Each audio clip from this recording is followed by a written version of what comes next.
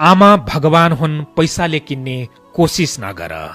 आमा सहनशीलताको प्रतिमूर्ति हुन्, गिज्याउने नगर। आमा ईश्वर हुन्, दर्शन गर्न सिक। आमा मायाकी खानी हुन्, मायाको अर्थ बुझ्न सिक।